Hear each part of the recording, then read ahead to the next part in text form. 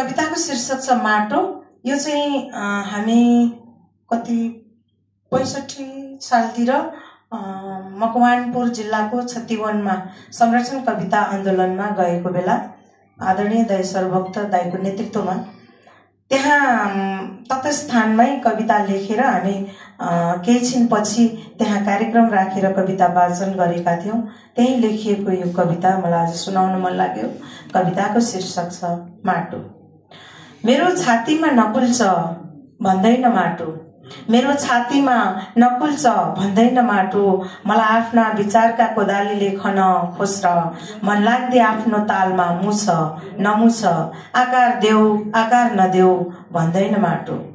यहाँ फूल त्यहाँ काँडा रोप नरोप भन्दैन माटो, म तिमीलाई मात्र अंगाल्छु, म उनलाई मात्र अंगाल्छु, म उसलाई अंगाल्दिन, मलाई ऊ मन पर्छ ऊ मन पर्दैन भन्दैन माटो। वर्ग विभाजन गर्दैन माटो, अस्तित्व विभाजन गर्दैन माटो, विश्वासको विखण्डन गर्दैन माटो।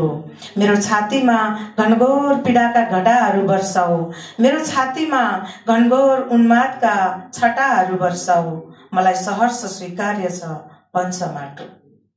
सीमात खोलाको बगर भरी सपनाको बिस्कुन सुकाएर बाँचिरहेको युगिन माटो, उद्वेलित मन बोकेर आत्मसात गरिरहेछ हरेक यन्त्रणाहरू। यहाँ आफ्नैले लात मारेर गए, यहाँ आफ्नैले बात मारेर गए, आफ्नैले बात मारेर गए र पनि गुनासो गर्दैन माटो, दुखेसो पोख्दैन माटो। बकैया खोलाले निर्दयी बन्दै बगाउँदा बगाउँदै बाँचेको माटोमा उत्साहले फुलेका कलिला काँसहरू, उमङ्गले फुलेका किशोरी काँसहरू, गर्वले फुलेका युवा काँसहरू, यही माटोबाट सिक्छन् जीवन अनिश्चित छ र पनि उन्मुक्त मुस्काउँदै हातेमालो गर्दै घामलाई आत्मसात गर्नुपर्छ, पानीलाई आत्मसात गर्नुपर्छ, आँधीलाई आत्मसात गर्नुपर्छ, अँध्यारोलाई आत्मसात गर्नुपर्छ, उज्यालोलाई आत्मसात गर्नुपर्छ।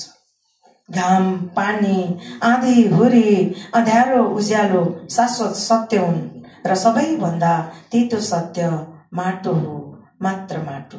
धन्यवाद।